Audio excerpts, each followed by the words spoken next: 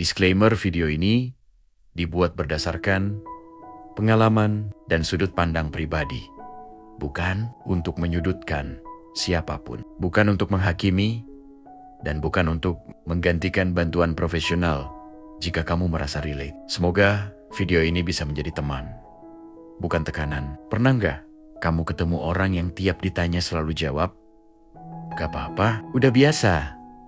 Aku aman kok." Tapi entah kenapa kamu ngerasa jawabannya kosong, dan mungkin kamu sendiri adalah orang itu. Orang yang sebenarnya bilang gak apa-apa, padahal sebenarnya capek banget. Kata gak apa-apa ini kelihatannya sederhana, tapi sebenarnya itu salah satu kalimat paling berat yang diucapkan seseorang.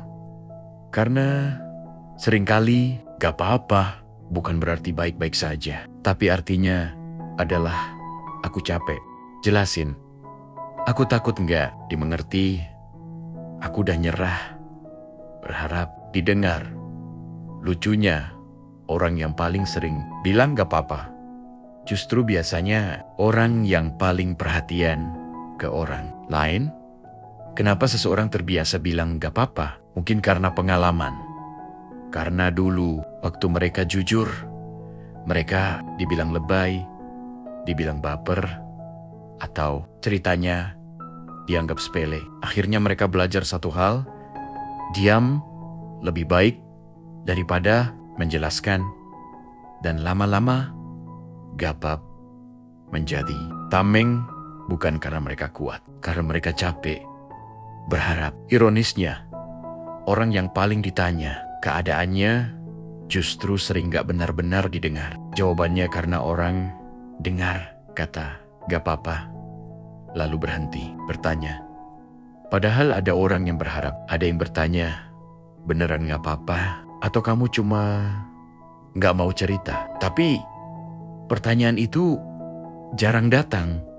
Terbiasa bilang gak apa-apa bikin seseorang sulit minta tolong. Merasa jadi beban kalau cerita, selalu mikirin perasaan orang lain, tapi lupa diri sendiri. Mereka jadi kuat, tapi bukan kuat yang sehat. Itu kuat karena terpaksa.